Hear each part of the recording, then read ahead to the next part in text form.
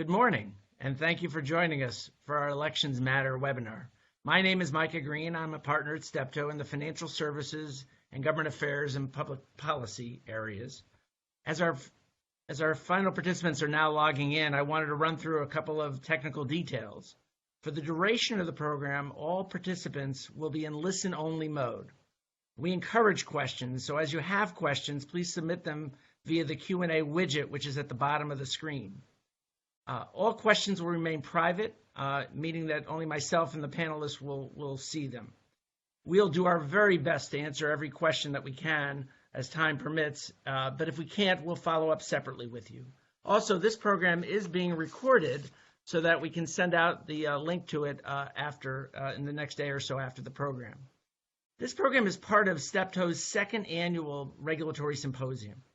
The topic of this session is how changes in leadership and control of the U.S. regulatory agencies affect their respective agencies, their operations, their priorities, and their agenda.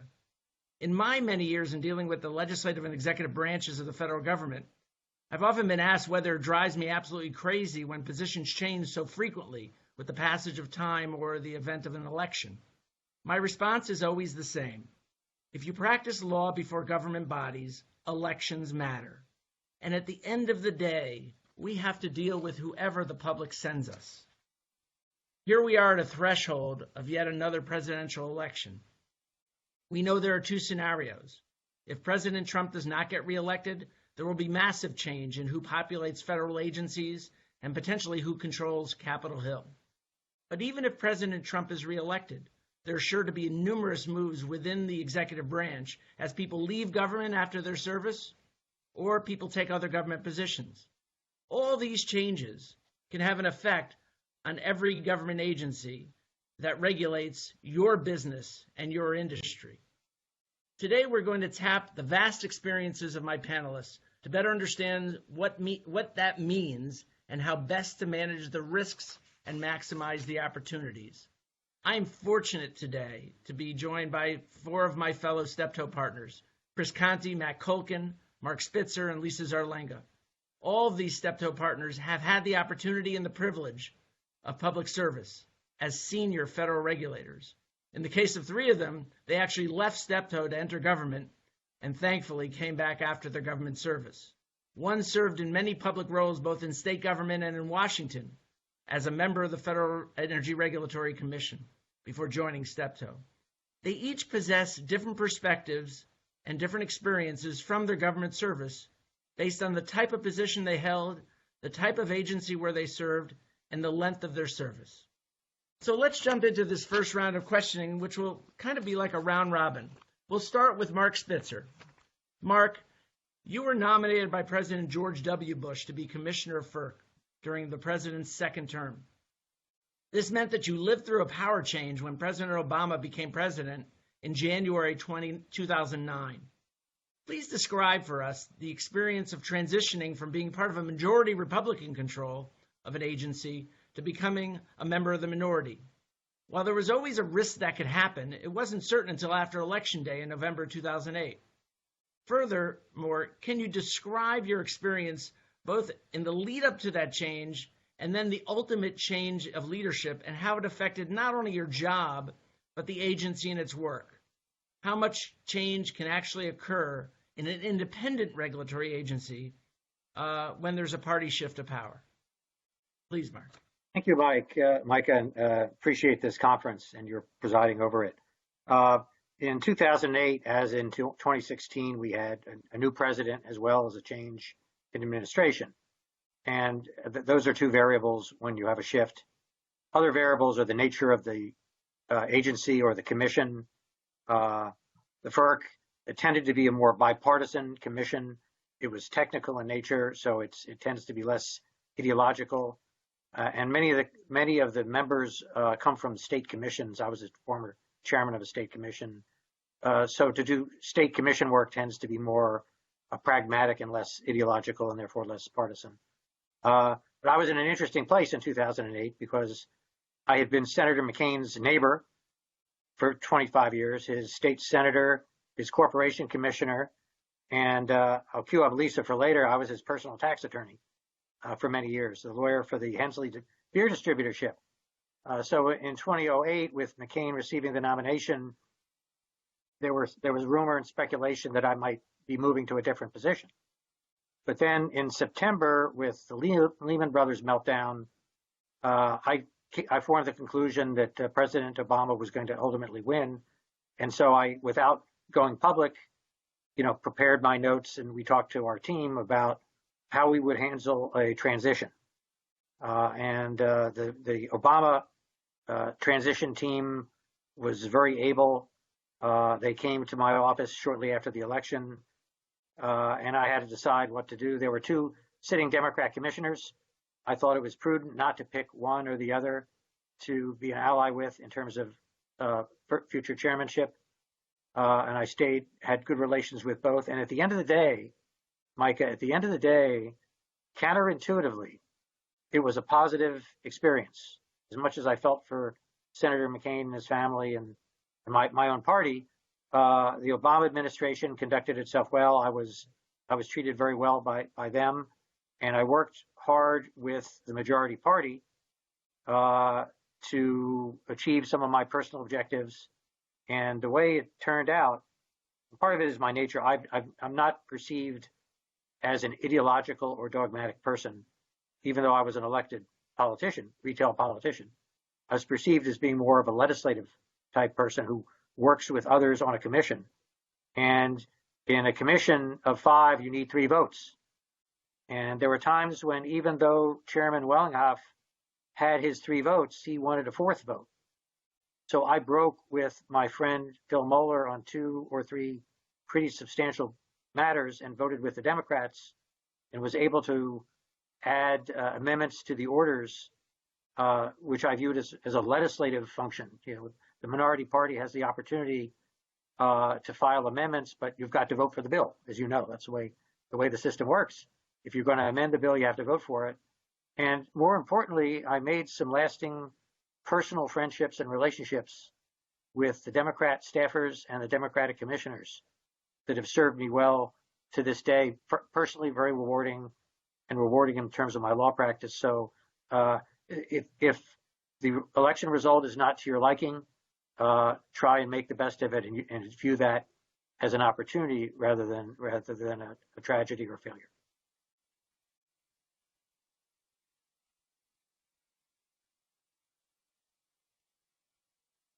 That was excellent, Mark. Thank you so much. How did the change in power change the agenda of the agency? Well, as I mentioned, FERC is largely technical, and there's a policy aspects, but a lot of the blocking and tackling is done by the staff. And most of the orders that come up are not viewed in a prism of policy, but more technical. Where the Chairman Wellinghoff made his imprint was creating a new office. He was a proponent of renewables, renewable energy, as was President Obama. And so we created an office, and that office claimed folks from the other offices, Office of General Counsel and Office of Market Regulation, to focus exclusively on technology and green technology. And I liked the concept of demand response, so I agreed with the chairman on that, and I picked and choose.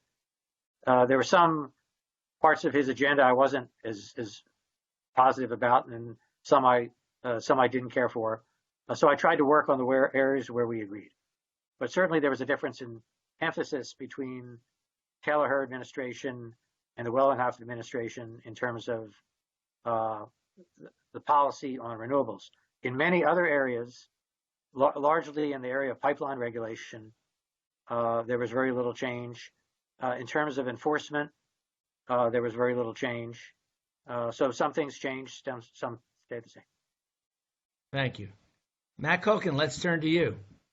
You were appointed by Christian Carlo, who was a sitting CFTC commissioner during the 2016 presidential elections, and he was President Trump's choice to be chair of the CFTC. And then he chose you and appointed you to be one of the major division directors. And division director is an appointment by the chairman, but it's not by definition per se a political position, but oftentimes a chairman will come in and appoint their own person. When Christian Carlo's term expired and he decided to leave the agency, his replacement, also chosen by President Trump, Heath Tarbert, is still the current chair. So you had a change of leadership, but not necessarily a change of party control. So it's a slightly different scenario. Nominally, it wouldn't seem like much of a major change, but can you describe your experience in how a shift in leadership, even with the same party, can potentially change the operation and priorities and agenda of the agency? Yeah, thanks for the question, Micah. Good morning, everybody. So I joined Steptoe about a year ago after serving at the Commodity Futures Trading Commission, about a 700-person federal agency focused on oversight of the derivatives and futures markets. So think Trading Places, the movie, if you've seen that. And I was director of one of the 4 operating divisions. So I had staff in 4 different cities focused on market regulation. And Micah, what was interesting to me is I came in as an appointee of Chairman Giancarlo, who was the first Republican chairman in 8 years and the first Republican chairman post-adoption of the Dodd-Frank Act, which was an act of Congress that really empowered the CFTC and expanded its jurisdiction.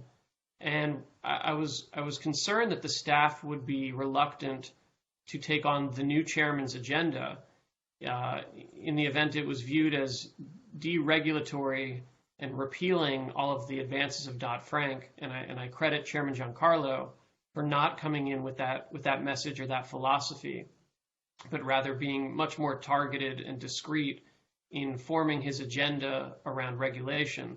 And I found, as Mark was saying, the staff are generally apolitical. They may have strong personal views, but it's a technical agency, and so it's not always the case that there's a partisan approach to how a rule should be drafted.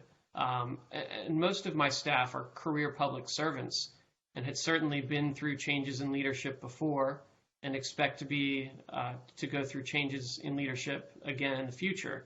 So I found that they were always willing to take policy positions that might be a slight change or in course from the previous administration. But as long as the direction was sort of within the bounds of reasonableness, a little to the left, a little to the right, the staff were relatively agnostic and just wanted to help the leadership implement the course they had set. And so we were able to accomplish a fair amount in a short period of time, mostly because the staff bought into the agenda and were active participants in the process. In terms of the last year since I've left and Chairman Giancarlo left, the agency has largely stayed on the same trajectory in terms of a policy agenda. Some of the items that I took on were follow-throughs from my predecessor, and some of the things that the current team has taken on were certainly started before they arrived, and in some cases before I even arrived. There's certainly, though, a more ambitious timeline right now, and I don't think that's because of necessarily the change in leadership, but just the fact that there's a clock ticking down for the election, and whoever would be in the seat in the last year of a presidential administration would naturally want to move things more quickly.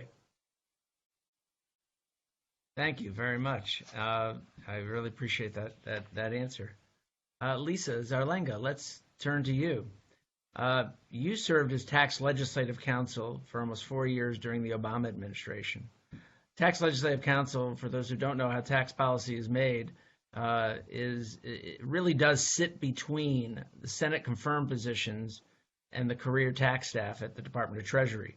You supervised tax lawyers at Treasury and advised the Assistant Secretary for Tax Policy on a broad range of legislative and regulatory tax policy issues. Unlike the others on this panel, who held positions in independent regulatory agencies, you were in a cabinet-level agency that is very much a part of the administration. While you served in both the first and second Obama terms and didn't witness a full transition of a presidential transition, you experienced a transition from Secretary Geithner to Secretary Lew. First, please share your perspective on these issues generally, and also specifically, how much of an adjustment in terms of priorities and focus was there after the change of one Obama-chosen Treasury Secretary to another? Well, I think one of the things that I experienced as part of the change in secretaries was actually participating in the confirmation process, which was kind of interesting to see from the other side. The policy offices at Treasury, including tax policy, participated in the preparation of Jack Lew for his confirmation hearing. I did the same thing when Mark Mazur was being confirmed as Assistant Secretary for Tax Policy, and when John Koskinen was being confirmed as the Commissioner of the IRS. But as you mentioned, I advised the Assistant Secretary of Tax Policy. I was not myself a political appointee, and I did kind of sit between the staff level. I had a staff of people that I oversaw and advised the Assistant Secretary.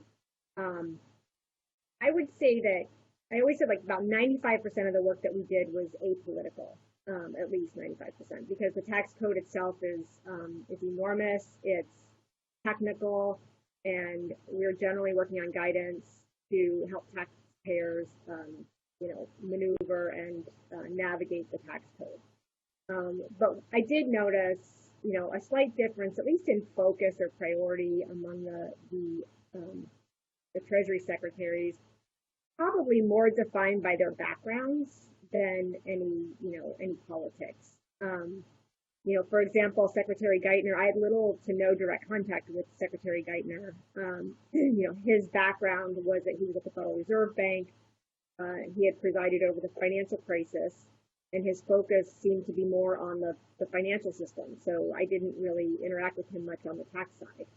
I did have more contact with Secretary Lew. His background was at the Office of Management and Budget, and of course was a lot more interested in budget issues than his predecessor. And the Tax Policy Office got deeply involved in the budget proposals, particularly on the revenue side, coming up with the administration's revenue proposals. Secretary Lew also seemed to take more of an interest in the implementation of the Affordable Care Act, which of course had a number of tax provisions that we were heavily involved in implementing. Thank you, Lisa. Thank you very much. Chris, goodness gracious, you left the Steptoe in 1992 to join the SEC in the Division of Enforcement. Richard Breeden was then the chair. He was nominated by George H.W. Bush. And then when you left the commission, 18 years later, Mary Shapiro, Barack Obama's choice for chair, was in power. In total, you served 6 chairs, not counting acting chairs, 2 Democrats, 4 Republicans, as well as a number of extremely strong Enforcement Division directors. Furthermore, your focus was enforcement, which is arguably the least political area of a regulatory agency. And you might want to comment on that. It would be great to hear how these changes over many years changed your job, your focus, and your priorities.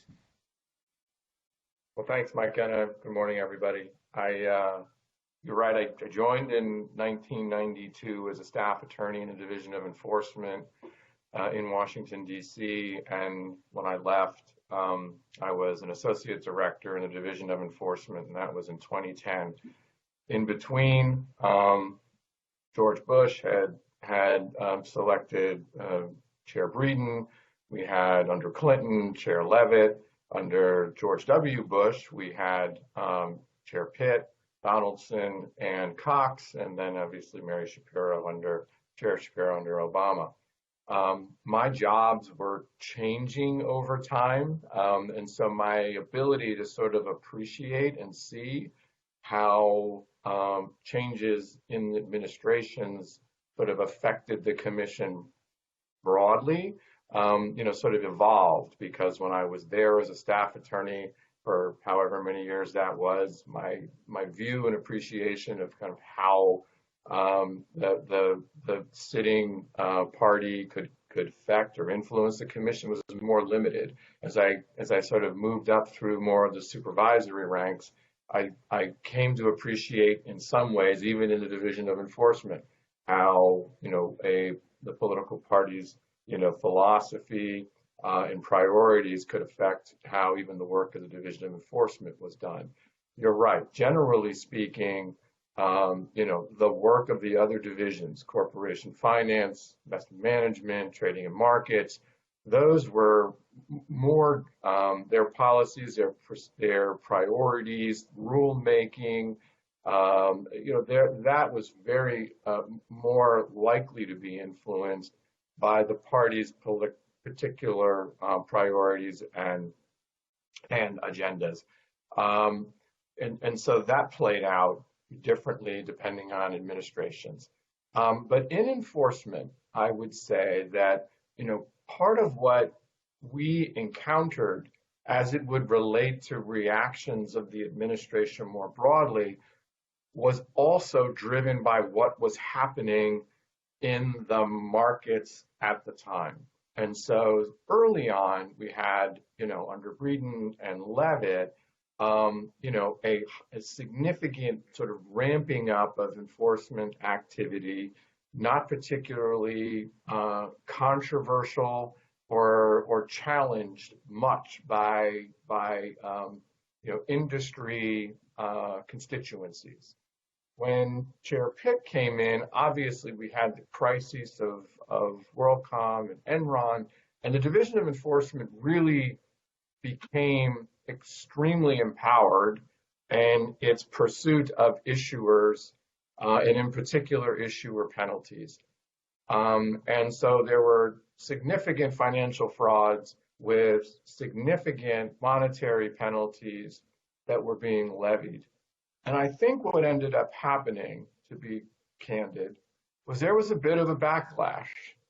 And I don't know to what extent that was driven by the administration, but what you found as you moved through the periods of Chair Pitt and Donaldson and Cox was a concerted effort, perhaps not without awareness by the administration, to sort of pump the brakes on enforcement. We had budgetary cutbacks.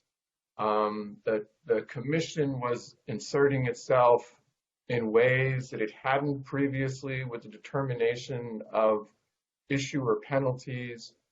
We had, the IPO, cases that were brought. We had backdating cases that were brought. The commission took a very strong interest in how those cases were going to be handled so that they didn't necessarily, sort of spill out broadly. And by the end of the 2007, 2008, you were hearing proposals basically to combine Matt's of former employer CFTC with the SEC, have the Fed kind of take over a greater role, and there wasn't a whole lot of pushback, if you will, in the world. I mean, a lot of people were seriously considering those things, and so that was also driven by a lot of market, circumstances. But I do feel as if you moved forward into the late 2000s, you had more of a, reach into even the Division of Enforcement and how it did its job that could quite possibly have been a function of, a deregulatory environment. Of course, strong enforcement is what the markets want as well, because that keeps everybody on a level playing field. But there was a lot of talk about a backlash to what enforcement had done in the earlier years, and that was getting traction by Chamber of Commerce and other people who were acting on behalf of different constituencies.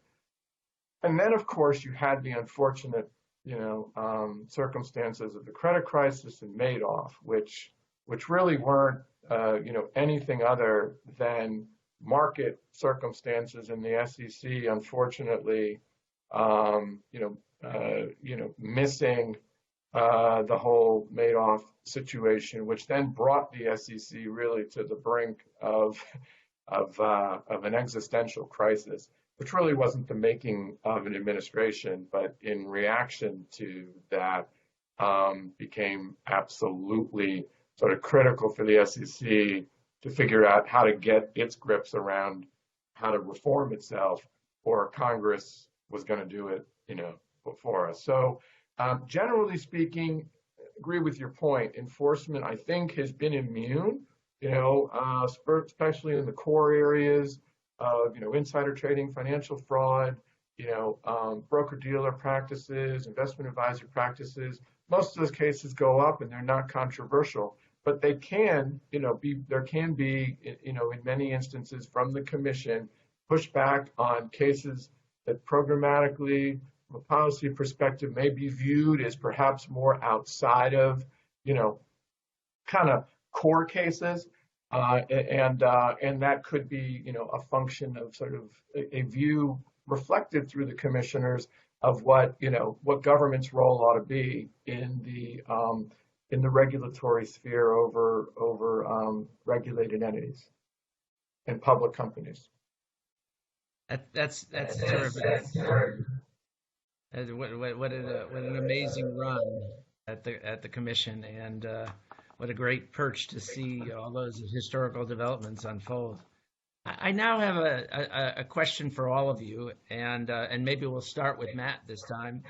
But since all of you have served in government and are now practicing attorneys, and I think you all practiced law before you even went into government, and Mark, you probably were practicing law while you were entering government at the local level. But specifically, as we sit here today, we're on the threshold of seeing a lot of changes.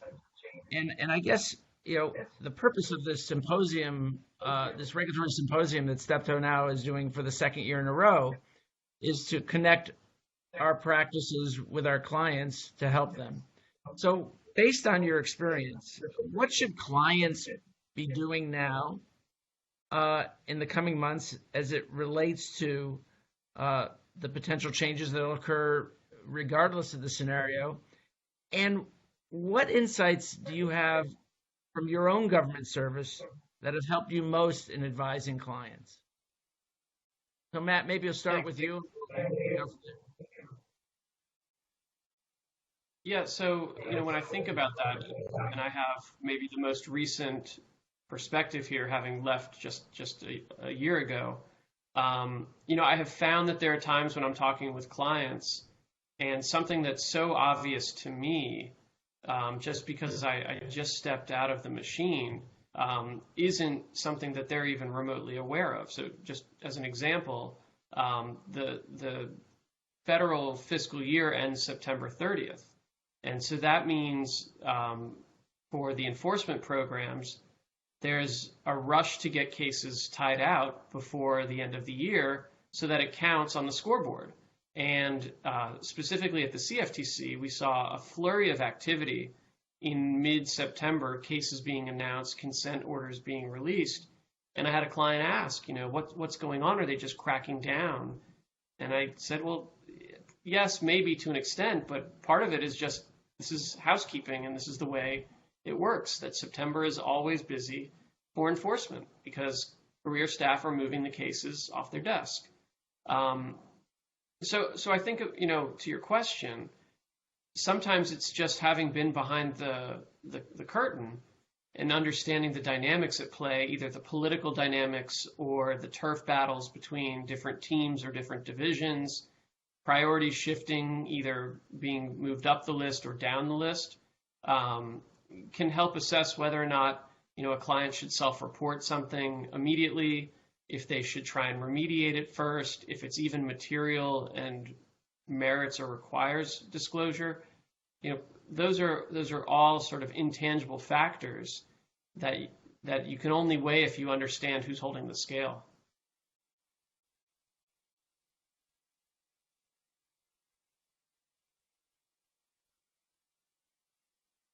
Michael, you're muted. We didn't hear you. Sorry. There was background noise. I apologize to everyone. Virtual is virtual. Lisa, how about you? Any thoughts on this? You're muted. Sure. The experience that I gained that has helped me most in advising clients is understanding the process for issuing tax guidance, how it's created, how it's approved, and how it comes out. the IRS and Treasury work very closely together on tax guidance, and understanding the dynamic between kind of who controls what part of the process is very helpful. I can help clients now navigate the tax guidance process, understand, what might be holding things up. A lot of times I get questions about, why is this reg taking so long, or, it went to OIRA for review and it came back, what's happening with it, and just sort of understanding the process, I think really helps me in being able to advise clients. I would also, you talked a little bit about, what could happen in a change of administration, or not, what might happen in that process. And, in the Treasury area, if the Trump administration continues, in my experience, not much will change on the tax policy front, even if Secretary Mnuchin leaves and you get another secretary. If a Biden administration takes over, history shows that there will be a period of time where not much will get done in the way of tax guidance. The new administration will likely put a freeze on new regulations while they take time to get up to speed on all of the ongoing regulation projects and figure out which ones should move forward, which ones should change course, which ones should be reversed or pulled. Biden has said publicly that he plans to work on legislative changes to unwind some of the provisions in the Tax Cuts and Jobs Act from day one. And if these changes get passed, then Treasury will, of course, start working on implementing those changes, the legislation, which is how Treasury spent much of the time during the first Trump administration to implement the Tax Cuts and Jobs Act. And that could involve, withdrawing prior regulations, changing regulations that have been issued, and, being able to understand the process, I think will help clients navigate, both the legislative process and trying to, get whatever changes in the legislation enacted, but also during the regulatory process to implement those changes.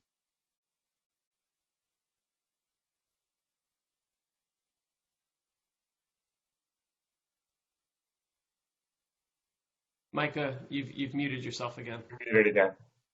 Sorry. I'm fallible. Why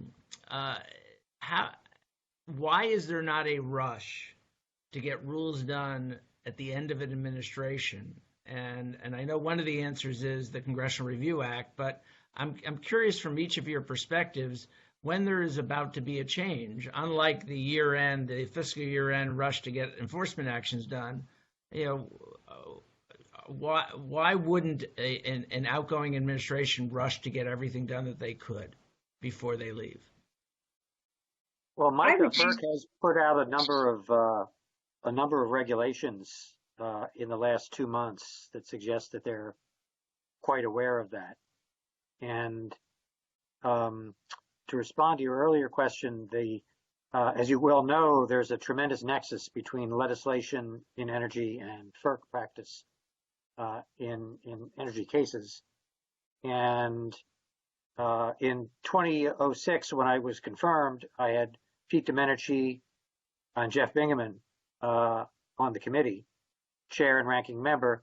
In the 2006 election, 4 months into my term, Congress flipped, the Senate flipped. Jeff Bingaman became the chair, Pete Domenici became the ranking member. They continue to work cooperatively, and that there's an interesting tradition in the Senate Energy Committee with regard to FERC, and that has carried forward going forward. Advice to clients would be very transparent and be very consistent. You have a chair in the Energy Committee presently and ranking member that have a tremendous working relationship. And if you see how their committee hearings unfold, it's very plain that they have tremendous respect for each other, and when there are FERC hearings, respect for the agency. And that's something to be consistent in your dealings with the Republicans and Democrats on the committee, because guess what? They talk to each other. Similarly, at FERC, it was very easy for me to be a productive and cooperative member when John Wellinghoff and the Democrats assumed the chairmanship, because the Democrats, when the Republicans were in the majority, were cooperative and collegial, and that is a part of the tradition of the agency. So it's much easier when one group behaves well, when there's a flip of the agency, to continue that pattern. And I know most people understand this intuitively, but when you're doing your visits at the commission, don't skip commissioners. Meet with all the commissioners, minority and majority, and don't use different talking points. Because guess what? They talk to each other too. Lisa, you were about to say something too. Thank you, Mark. Yeah, I would, similar to Mark's point, I think in the tax area, you have seen a flurry of regulations recently, and you tend to see a flurry of regulations at the end of an administration for just the reason I think that you have identified, Micah, that notwithstanding the Congressional Review Act, which frankly is not used frequently enough to be a deterrent to getting regulations out at the end of an administration. You saw it at the end of the Obama administration, and most of those regulations, very few of those regulations were actually overturned. There were a few, not by the Congressional Review Act, but by the subsequent Treasury. And in this administration, the Trump administration has said that its goal was to get all of the Tax Cuts and Jobs Act guidance out by the end of the first Trump administration.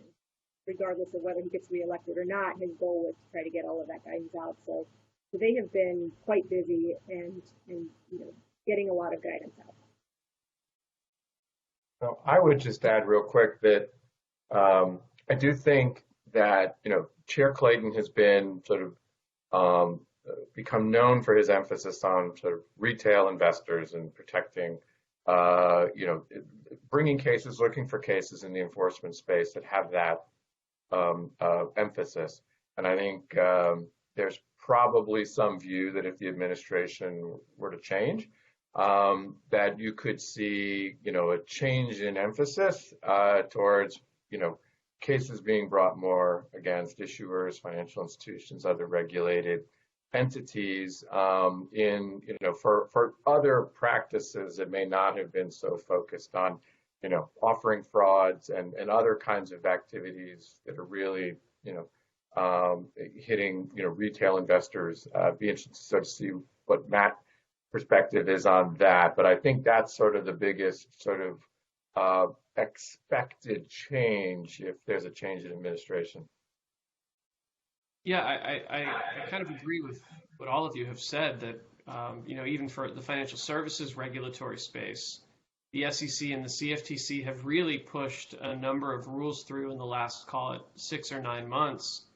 The Congressional Review Act is not clear about what the magic date will be because it depends on how many legislative days there are.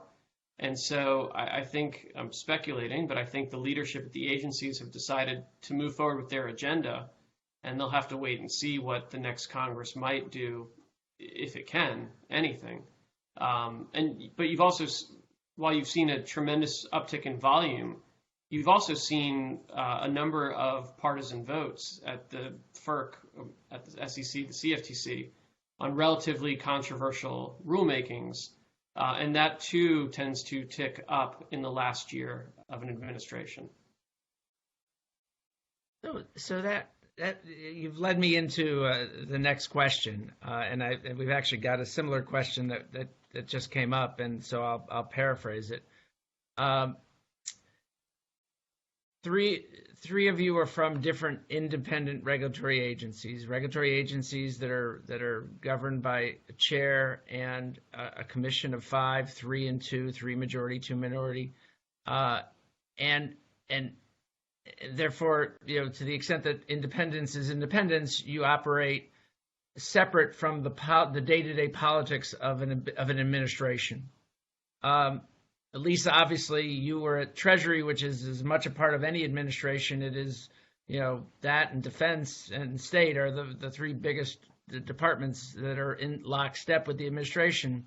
But what we've seen over the years is a centralization of authority.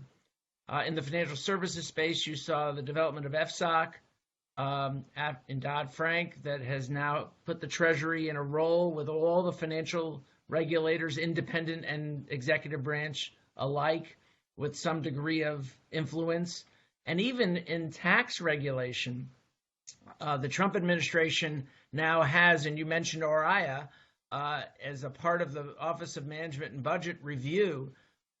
Office of Management and Budget has always had a review of regulations, but it was very rare that they reviewed tax regulation because it was perceived to be not their job. And now they have a role in reviewing tax regulation. How much does an administration actually influence the priorities versus, first, and let's hear from the independent regulators first, from your perspectives, versus the role of the chairman and the chairman's connectivity with the administration, but is it your interpretation of what the administration policy is, or does it come directly from the administration as an order? Commissioner, would you like the I was going to say, it was interesting because in getting ready for this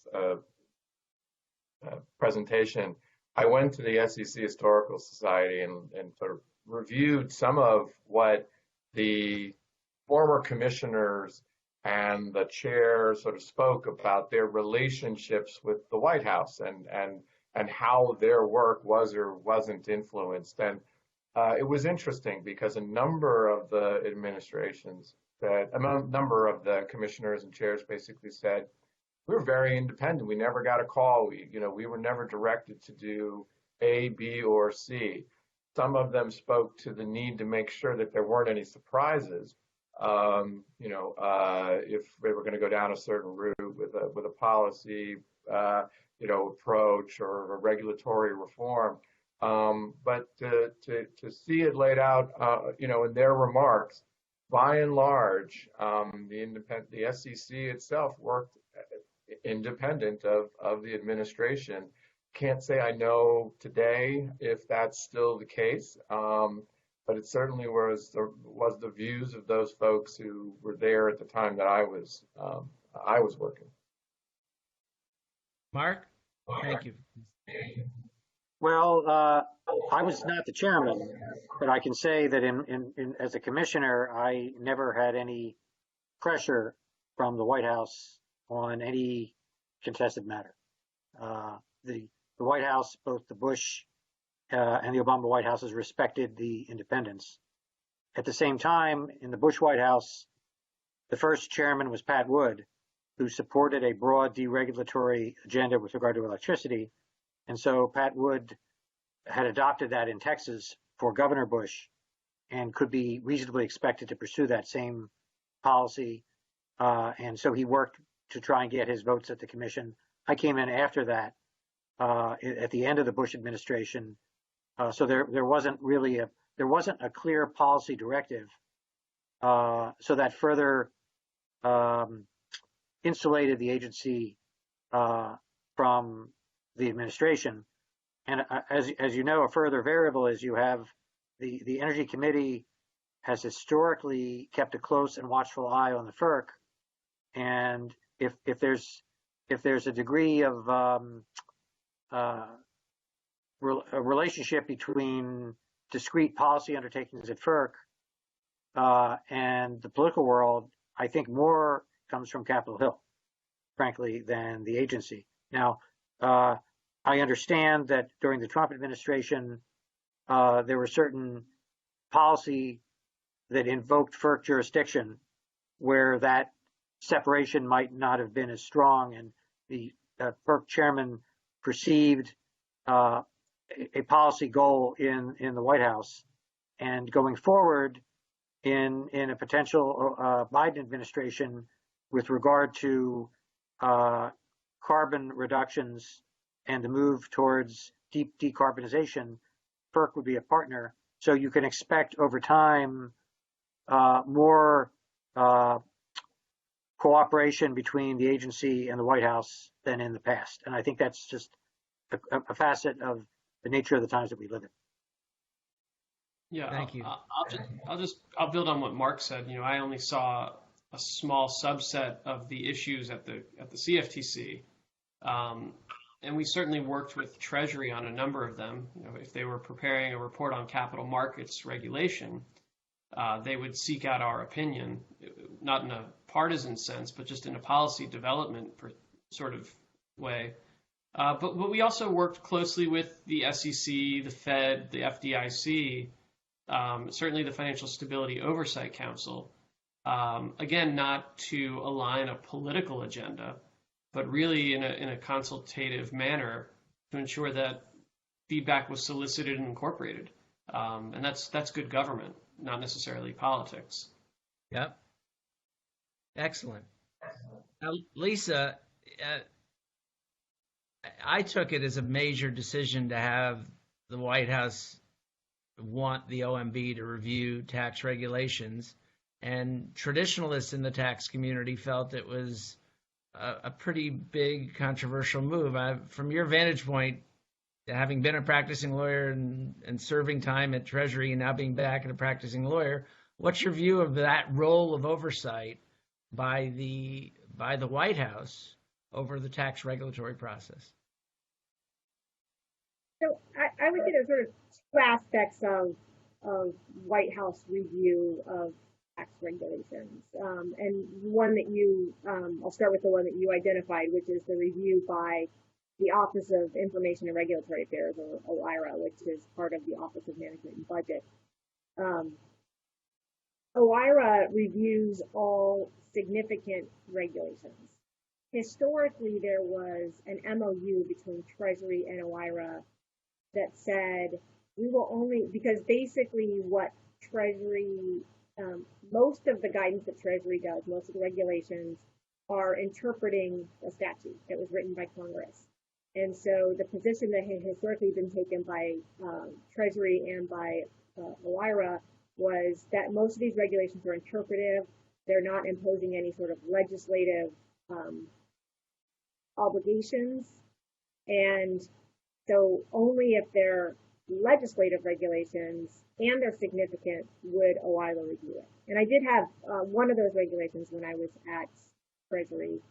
And my experience with it was it added at least a couple of months to the review process.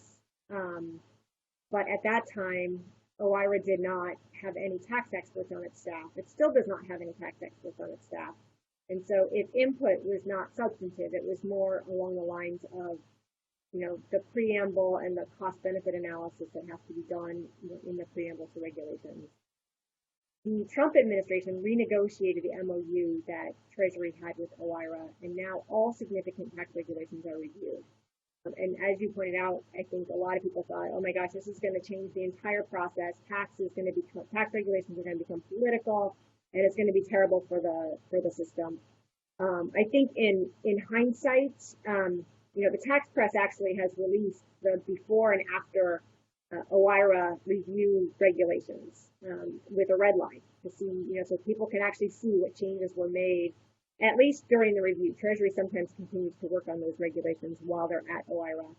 And I think what has tended to happen is that the changes are relatively insignificant. And so a lot of people have come to the conclusion that it's not really a game changer. It's, it's a, more of a process review, a cost benefit analysis review, an economic review. Again, they don't have tax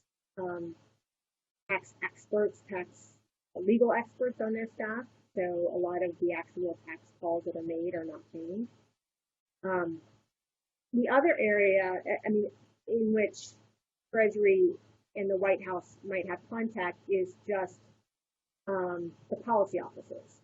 When I was at Treasury and we were working on the revenue proposals for the president's budget, we had a lot of contact with DPC and NEC to talk about policy ideas for the budget. And so they had a lot of input into that process. Most administrations have some sort of signature tax legislation. During the Obama administration, it was the Affordable Care Act. During the Trump administration, it was the Tax Cuts and Jobs Act.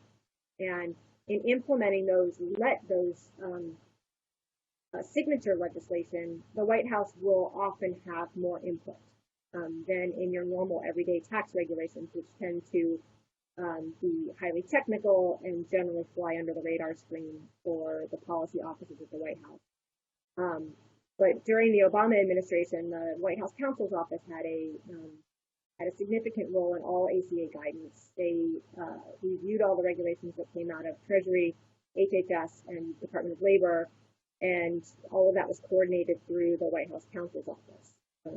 And I don't know exactly how it's working for the Tax Cuts and Jobs Act, but I know there probably is a little bit more input into some of the larger, signature provisions in the Tax Cuts and Jobs Act. That's very, very helpful perspective. I've gotten a couple questions, and again, I was going to ask this question anyways, but Mark, you've mentioned it too, and I know others have so as well. We can't ignore the U.S. Congress here. The U.S. Congress, writes the statute, and oftentimes the statute is sometimes incomplete or unclear, which leaves the regulatory process to complete the legislative process, dare I say. And then there's the whole appropriations process that Congress provides, the funding, and that's part of the oversight. So you have authorizing committees and appropriating committees that both have oversight jurisdiction. You have investigative powers that Congress has. And when one party controls the Congress and another party controls the regulators, sometimes that's contentious. I'm curious, from your vantage points, how did the potential constant oversight of Congress affect procedures and decision making? Why don't we start with Mark? Okay, Micah, thank you. And there are a few recent decisions from the Court of Appeals in terms of procedural elements of the Natural Gas Act and the Federal Power Act that clearly interface FERC orders and the need for legislation in tandem. And that they are referenced often. The chairman and the ranking Democrat together wrote a letter to Capitol Hill asking for Congress to take up legislation to cure this procedural defect that is Congress has to do, that's a statute. But then you have the rulemaking, so they're certainly in tandem. On the other hand, there are obviously crucial differences. I was a state Senate majority leader. I knew where every vote was on every bill on the calendar before the hearing. So the testimony at the hearing was surplusage. It was a kabuki dance. On the other hand, the FERC is judicial in nature, and you have a written record, and deviation from the record is basis for reversal of a FERC order. So it's precise opposite. It's a court of law, essentially, where you have written evidence and a record, and it's not surplusage. So those are very different types of proceedings. So it's important to understand when a legislative approach is not going to be successful at the commission and when it will. One example, the Department of Energy proposed a rulemaking, which is very rarely done under a provision of the Federal Power Act, that was viewed as heavy-handed in the early days of the Trump administration, and the Republican Commission, under a Republican chairman, voted it down by a vote of 5-0. So there are times when the legislative approach is not successful at the regulatory agency, either in the rulemaking or in the course of an order. Matt, how about your experiences at the CFTC? So, I'd just add, from a policy-making perspective, rulemaking, no action, relief, safe harbors, never underestimate the power of the legislative oversight function. I know, and I distinguish that from enforcement proceedings, investigations, and that arena. But I know at the CFTC, when Congress sends a letter or asks a question, and the Leg Affairs Office reaches out to career staff and asks for help developing the response, it's treated as the highest priority and can have a direct effect on the trajectory of the policy initiative. So related to that question, there have been times, I know in your years at the SEC, Chris, but there have been times where you had the president's one party and the Congress or the House and Senate being the other party, and that created a natural level of tension. There are predictions out there that the Democrats could take control of the White House, the House of Representatives, and the Senate. Does that make congressional oversight of the agency less important to the agency because they're all in the same party? Or what do you think we could expect? And I did get a question from a participant about this. What do you think we can expect as it relates to the congressional oversight role and even the legislative role? I mean, in some cases, we've got authorizing legislation that hasn't been passed for years. If one party controls all three, who wants to jump in on that first? I think that if it turns into a circumstance where there's increased, regulatory, investigations, the agenda were to become far more,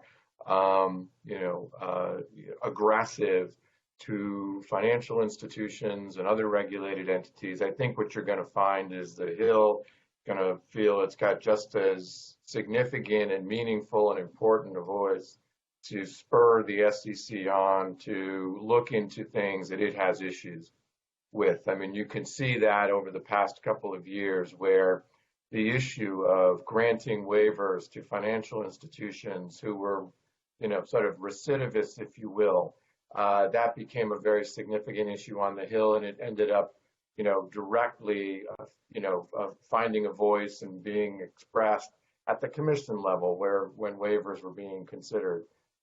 Elizabeth Warren writing, asking for investigations, into Kodak and into other instances of potential insider trading and awards of, different kinds of compensation, incentive compensation in advance of announcements that might be COVID related. I think you're just going to see more and more in a sort of administration that's Democratic, and both the Hill and the Senate are Democratic. You're going to find, I think, all of those entities sort of firing along to express a more aggressive, I think, enforcement agenda. I would just say that and I'll let others respond. When I was there, we also encountered the challenging circumstances of congressional investigations into enforcement activities. Obviously, Madoff comes to mind as being a particularly difficult and significant challenge for the SEC. But even before that, there was a congressional investigation into the activities of Pequot, and there had been a whistleblower attorney who had been let go by the agency. And I will tell you that, for the SEC and being there at the time, it had enormous impacts on the morale of the staff to have to endure what was a congressional public inquiry into how it had conducted itself. And I think it took the SEC many, many years to recover, I think, from those experiences. Very interesting. Anyone have anything to add on this topic? Yeah, Micah, when I was at Treasury, we had a Democratic administration and a Republican-controlled Congress, and so interactions with the House Committee on Oversight and Government Reform was part of my time there. We had a significant interaction with them related to an ACA regulation that we issued, which permitted taxpayers to receive premium tax credits under the Affordable Care Act for insurance that was purchased on the federal exchanges, which was an issue that ultimately went to the Supreme Court and was upheld by the Supreme Court. We spent a great deal of time responding to document requests by Hover. We were questioned by them, and so that's, like Chris, indicated that it took a great deal of time. These investigations were after the fact, so we did all the work on the regulations, and it was only after they were issued that the investigation ensued. We also had to, respond to document requests. There was, while I was at Treasury, there was a bit of a kerfuffle at the IRS regarding quote, targeting applications for tax exemption for political parties and political organizations, and the IRS was using terms to target those applications. You may have read about it, but that was also investigated by Hoger. One of the other things that happened when I was at Treasury and has happened since then is we dealt very little with appropriations. You referred to that initially in your question. But occasionally, Congress will use its appropriations power to prevent an agency from working on a regulation. For example, when I was at Treasury, we were working on regulations governing political activities of 501c4 organizations. And ultimately, we had to stop working on that because the appropriations bill for the IRS basically said you can't use any of the money appropriated to the IRS to work on that project.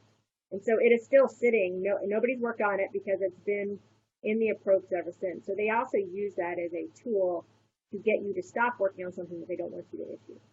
That's great.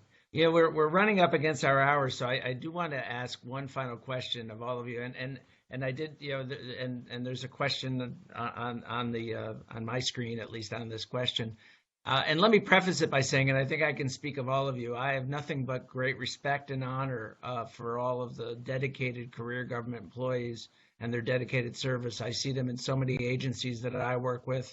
And I know in your experiences you felt the same way, and Matt, you referenced it a little earlier.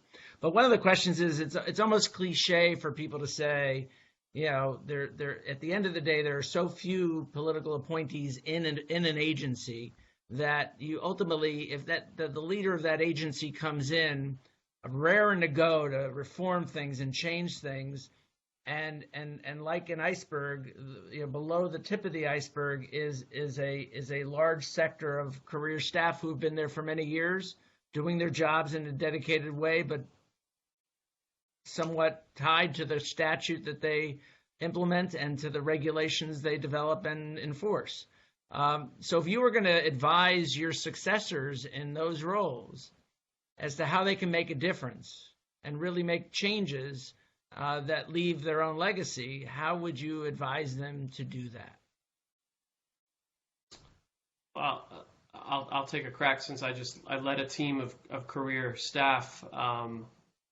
It's a leadership challenge, and it's incumbent on the chairman and in my case, the division director to set a direction and then harness the energy of the staff, get their buy-in early and often, and work with them to go in that direction. In my experience, if you come in and simply tell career staff to do something, there are a lot of ways to drag your feet. Right? Memos miss deadlines, meetings get postponed, and so it's really important that you have the buy-in as you go. Other comments? Thank you, Matt. Micah, I learned probably was before my first run for office, but certainly during that process and successive elections, it's very prudent and wise to ask for advice, to solicit people's advice, and ask their opinions. And so when I came to FERC in 2006, I met with the agency directors and asked for their advice, and with appropriate permissions, met with some of their people as well down in the building. And like all of you, they're dedicated servants, public servants. If they can be inspired, I think they're willing to be inspired. And if there's no veneer of partisanship, that makes it even easier to be inspirational. And it's the regulatory process is more difficult and tedious than the legislative process, and that's difficult. A policy concept and turning that into legislation and then having it passed by the House and the Senate and signed by the President is an arduous process. It is even more difficult and time-consuming to take a policy concept and turn it into a regulation or a rule or an order. And it requires patience, and it requires working with the career staff, and you pick your fights. And you don't want to pick a fight that you can't win. You don't want to charge up Pickett's Hill. But there may be, particularly earlier in your tenure, some battles that you can win and establish some credentials. And again, to repeat, solicit the advice of the career attorneys and economists and others that you're working with. Thank you. Chris, I would say, you were an associate director. Yeah, please. Yeah, I would say, from an enforcement perspective, most people will agree that, 80 to 90% of the sort of core programmatic areas are ones that you're going to continue to be, active in. There are only so many cases you can bring in a year. You've got to bring cases so that they send messages and can affect a wider swath of behavior than just the number of cases you're going to be able to address in a given year. But I think at least what I would hope would be consistent with every new chair's desire would be to look around the corner.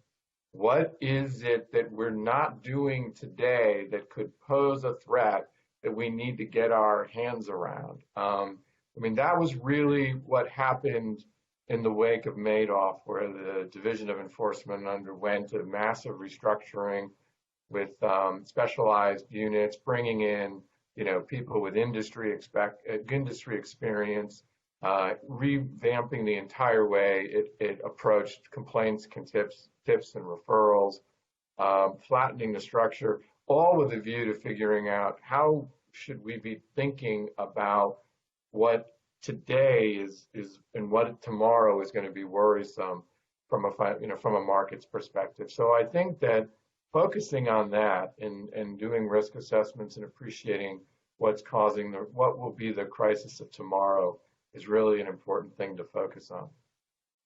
That's wonderfully insightful. Thank you so much, Chris. And Lisa, for the last word, since you sat between the career attorneys and the political staff and the political appointees, what's your perspective on that question? So at Treasury, the Treasury and IRS very closely together on tax guidance. The IRS generally brings the tax administration and the enforcement perspective, and the Treasury brings the tax policy perspective. And all drafting starts at the staff level. So you've got the IRS staff and the Treasury career staff basically doing the drafting, working out the issues. And of course, when they either reach a disagreement or they reach a significant issue that needs, some call to be made at a higher level, they would raise those questions to me. So I was sort of the go-between. I was the filter between, and I can't agree with Mark more, is you pick your battles. And so the issues would be raised to me, and I would figure out which ones do I want to raise to the assistant secretary, and which ones do we want to just sort of negotiate or deal with, and not raise it to the level of the assistant secretary. So the more significant questions, of course, were briefed up to the political appointee level. And so, they would obviously have a say in those. But my job was to filter those issues and figure out which ones should be raised to the higher political levels and which ones should be dealt with at a more technical lawyer level. It was an interesting perspective to have. Well, I want to thank all of our panelists for everything they've done in their career to give them the insights that they shared with us today. And most importantly, I think on behalf of the panel, I want to thank all of you for participating in today's program. These are all very interesting issues, and here we are on the precipice of inevitable change one way or another, and now's the time for people to be thinking about how they manage that change. As I mentioned, we'll be sharing a recording of this full program in the coming days. Also, for an after the election look at this, we will be hosting another webinar called Post-Election Recap.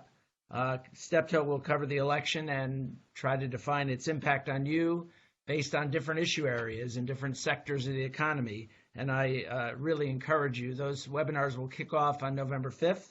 And as we learned today, elections surely do matter. So be safe, everyone. Be sure to vote. And thanks for participating today. Thank you so much.